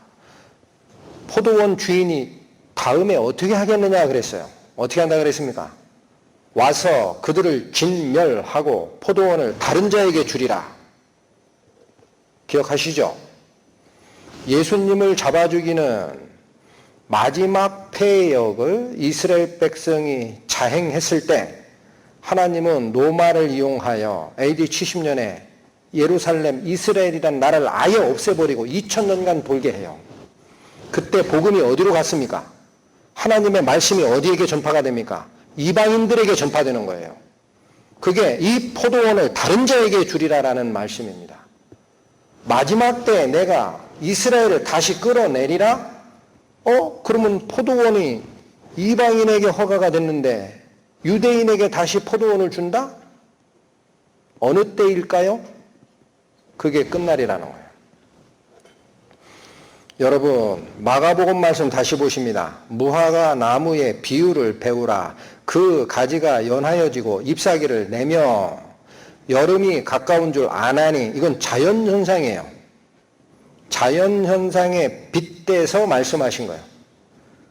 이와 같이 너희가 이런 일이 일어나거든 즉 무화과 나무 가지가 연하여지고 이파리가 나고 생기가 돌거든 인자가 가까이 얼마나 가까이? 바로 문 앞에 온 줄 알라라는 거예요. 이스라엘 백성이 곧 무화과 나무입니다. 이스라엘을 무화과라고 얘기합니다. 나의 정원에 무화과를 심었다 그래요. 그러나 그들이 돌무화과가 됐다고 합니다. 하나님은. 이스라엘의 회복은 정확하게는 모릅니다. 그러나 하나님의 섭리의 역사 속에는 빼앗았던 포도원의 소유권을 이방인에게 넘겨주고 나서 마지막 순간 이스라엘이 다시 회복이 되는 것은 이제는 이방인에게 돌아갔던 복음이 바톤 터치가 되는 때예요. 사도 바울이 뭐라고 얘기하십니까? 이방인의 충만한 수가 차기까지는 이스라엘의 더러가 완악하게 됐다라고 해요. 마지막 때에 하나님이 이스라엘 백성들에게 다시 복음을 열어주면 이방인의 때는 사라지는 겁니다. 그것이 마지막입니다. 이 말씀이 그 말입니다. 지금이 어느 시대란 얘기입니까? 지금이 마지막을 향하여 가고 있어요. 그렇다고 하여 어느 날 어느 시에 하나님, 예수님이 재림한다, 그런 말은 믿지 마십시오. 성경에 맞지 않습니다. 성경에 뭐라고 돼 있어요? 그날과 그 시는 아무도 모른다 그랬어요. 하늘에 계신 하나님만 아시니 너희의 알 바 아니라. 그렇다면 말세의 징조를 보고 가는 우리 그리스도인들이 쫓아가는 것은 무엇입니까? 오늘 온다, 내일 온다, 내가 재림 예수다, 그런 얘기 하지 마시고 징조를 보면 예수님이 앞에 이르렀음을 알라. 마지막 세대를 사는 심정으로 너희가 하나님 말씀에 돌아가라. 이 말을 이스라엘 역사를 통해 증언하시는 겁니다. 하나님은. 이 시대를 분별할 줄 알아야 됩니다. 기도하시고 마치겠습니다. 하나님, 감사합니다. 저희가 이 시간 이스라엘의 민족사를 통하여 하나님께서 잘못된 이스라엘에게 징벌도 내리시고 회개케 하여 원래 약속했던 복의 땅으로 돌아오게 하는 전체의 흐름을 살폈습니다. 살아계셔서 저희 인류 역사를 주관하시는 하나님, 마지막을 살고 있는 저희들에게 하나님의 본뜻, 이스라엘 백성이 아닌 모든 백성의 영혼에게 전하고 싶은 하나님의 본뜻이 무엇인지를 전달하게 하소서. 저희의 마음을 열고 그 비밀을 받아들이게 인도하여 주옵소서. 예수님 이름 받들어 기도 올립니다. 아멘.